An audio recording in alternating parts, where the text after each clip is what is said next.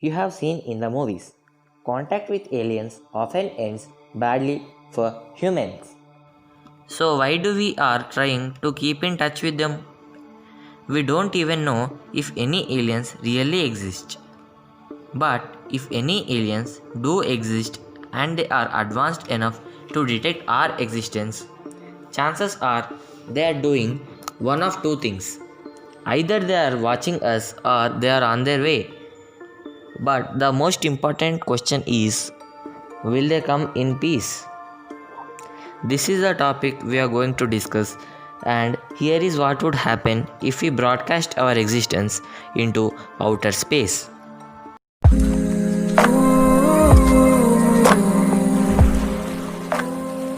Whether you like it or not, the search for alien life began a long time ago. In 1960, astronomer Frank Drake used interstellar radio waves to scan distant planetary systems for signs of life. But the scams came back empty. In 1977, we launched probes that contained audio recordings of Earth, diagrams of human body, and the location of our solar system. The probes reached interstellar space in 2012, but we still haven't heard from any aliens yet. And then, betting on the other fact that they are closer than we think. Donidos made history in 2008 by broadcasting the first ever video advertisement which was intended for extraterrestrial life. Are we going to regret broadcasting our existence into the space? It is estimated that the Milky Way galaxy has as many as 400 billion stars and more than 100 billion planets.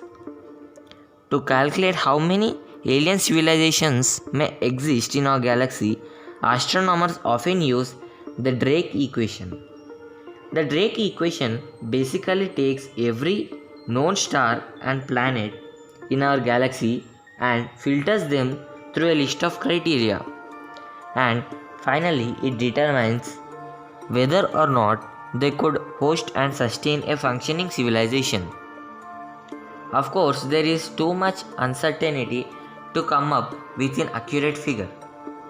Another problem is that our galaxy is a diameter about 150,000 to 200,000 light years. Communicating within a galaxy of this size becomes a challenge when you realize that any message we sent might be 8 ages old by the time they see it.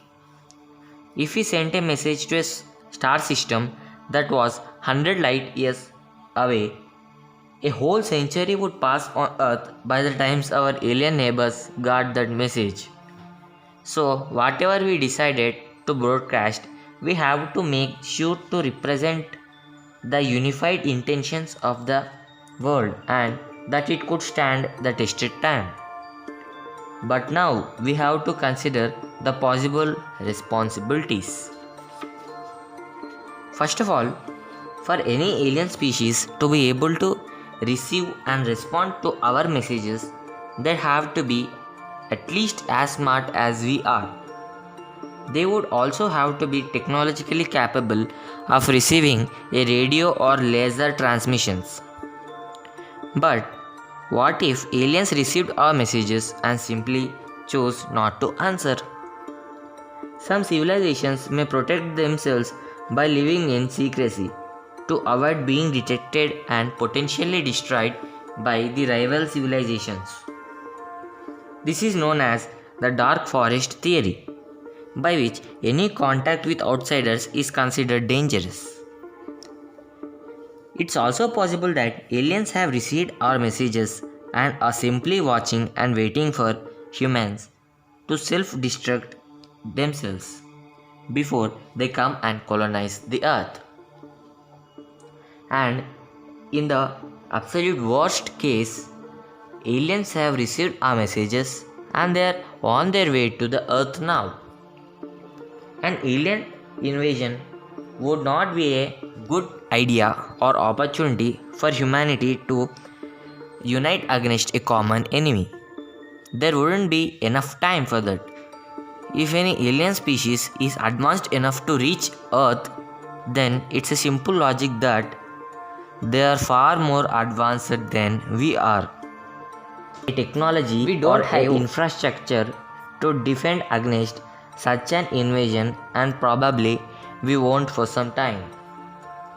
So, if we are to get attacked by aliens, humanity would be easily wiped out before we could form a globally united front against our invaders.